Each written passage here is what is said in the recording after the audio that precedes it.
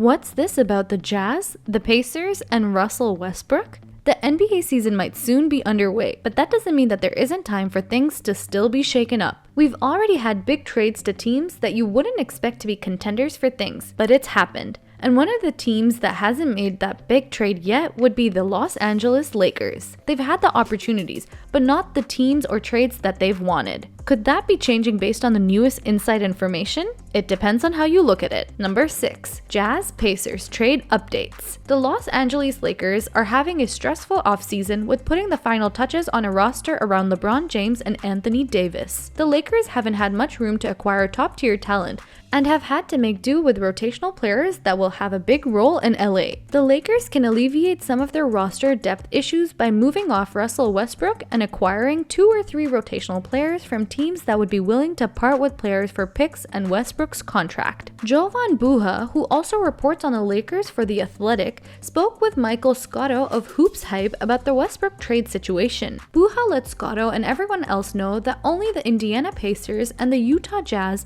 would be possible suitors for Westbrook. However, Buha believes that the Pacers may not be as interested anymore after the Lakers already dished young prospect Talon Horton-Tucker to Utah. As far as Westbrook's trade market, I've heard Indiana and Utah are 2 most likely destinations.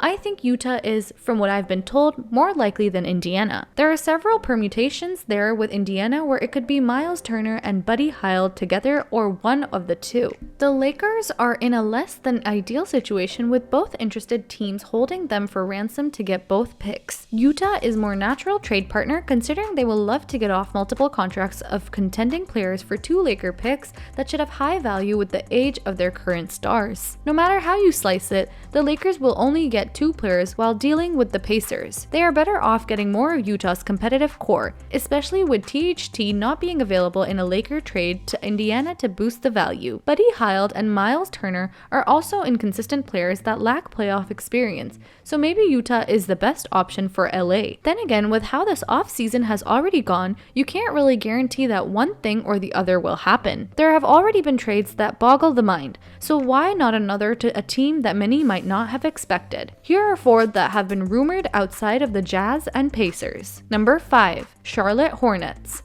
Los Angeles Lakers receive SF Gordon Hayward, C. Mason Plumlee. Charlotte Hornets receive PG Russell Westbrook, 2027 first-round pick, unprotected, 2023 second-round pick. Hayward just hasn't been able to stay healthy since arriving in Charlotte, playing in 44 and 49 games in each of his 2 seasons. He's still owed $61.6 million over the next 2 years, and swapping Hayward with Plumlee for Westbrook would open up an additional $31.5 million in cap space next offseason while LaMelo Ball is still on his rookie deal. Plumlee is on an expiring contract and almost certainly won't be re-signed after the Hornets selected centers Mark Williams and Kai Jones in the first round each of the past 2 drafts. Hayward is a perfect fit on the wing for the Lakers as he can play on and off the ball and be a secondary playmaker next to LeBron James.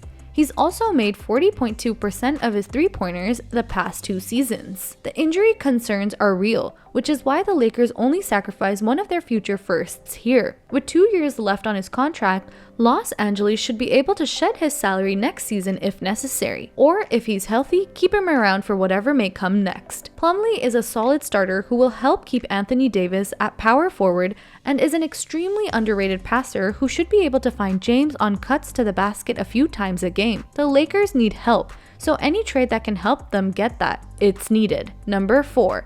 Dallas Mavericks. Los Angeles Lakers receive SG Tim Hardaway Jr., PF Davis Bertans, SF Reggie Bullock. Dallas Mavericks receive PG Russell Westbrook, SG Austin Reeves, 2027 and 2029 first-round picks unprotected. The Mavericks, even after letting Jalen Brunson walk for nothing this offseason, are $14.6 million over the luxury tax line. Their bloated cap sheet is filled with role players who are being paid above their actual worth, not to mention newly acquired big man Christian Wood, who will need a new contract next summer. Pair Dallas' tight financial situation and loss of Brunson with teams like the Los Angeles Clippers and Denver Nuggets presumably getting back to the full health, And the Mavs, the number 4 seed and a conference finalist last season, could be in danger of slipping down the Western Conference standing. Losing Hardaway, Burtons, and Bullock may hurt the Mavs' chances to competing for a title in 2023, but it also opens up $45.4 million in cap space for next summer,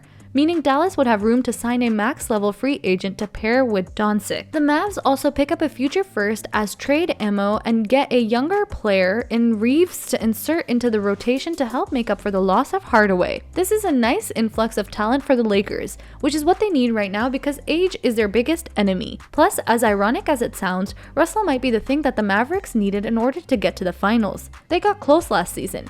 Maybe Westbrook is the final push they needed. Number 3. New York Knicks. Los Angeles Lakers receive PF Julius Randle, GF Evan Fournier. New York's Knicks receive PG Russell Westbrook, 2027 first-round pick, top 5 protected. According to NBA insider Marc J, the Knicks would explore scenarios to trade away Julius Randle if they can acquire Donovan Mitchell in a trade, with Westbrook's expiring deal looking like a prime option with which to do so. Moving Randle and Fournier for Westbrook would create $44.6 million in cap relief in 2023. If a trade indeed goes down for Mitchell, he would get a chance to recruit another star to New York to join a core with Barrett, Jalen Brunson, Mitchell Robinson, and others. This could also turn into a 3-team deal, with the future first from the Lakers used to help the Knicks acquire Mitchell. Randle and Fournier are overpaid, but can still be quality starters in the NBA, which is what the Lakers need, quality starters. They can't just go off as star power based on the last season went. Number 2. San Antonio Spurs. Los Angeles Lakers receive F. Doug McDermott, GF Josh Richardson. San Antonio Spurs receive PG Russell Westbrook, 2027 first-round pick, unprotected, 2023 second-round pick, 2025 second-round pick. Swapping Westbrook's expiring deal for McDermott's helps create $13.8 million of additional cap space next summer when the Spurs could become big-time buyers in free agency. Keldon Johnson's contract will be their only guaranteed salary of more than $5.8 million. This is the best chance for LA to add some premier shooting around LeBron James and Anthony Davis, as both McDermott, 42.2% from 3, and Richardson, 41.5%, shot the lights out last season. Richardson is also a quality defender who can switch across multiple positions, something the Lakers desperately need. As an added bonus, the Lakers don't need to make the money match in this deal since the Spurs have cap space to absorb Westbrook's salary in this framework. The trade would immediately save Los Angeles $21.1 million, putting them $3.9 million below the luxury tax after paying $45.1 million in penalties last year. Sure, they'd be trading in their own conference, but the Lakers can't be picky anymore. No matter what though, the question is being asked. Number 1. Where will Westbrook land? That is the question, isn't it? It seemed like a certainty that he would be traded at mid-season before the trade deadline came and went, but it didn't happen. Many felt he might be one of the first big trades made in the off-season, but it didn't happen. Now people are saying he must be traded before the start of the NBA season, but that's not a guarantee either. So will he get traded? Will he have to try and work with the Lakers despite all of the heat on him? The only thing we can do is sit back and watch it all unfold. So what do you think? What do you think of the updates of Russell Westbrook's situation with the Lakers and how things might be changing in one form or the other? Do you think the Jazz could make a move for Westbrook? Or will the Pacers make a big move due to how things are starting to turn out in their own conference? Let us know your thoughts in the comment section down below, and we'll see you next time on the channel.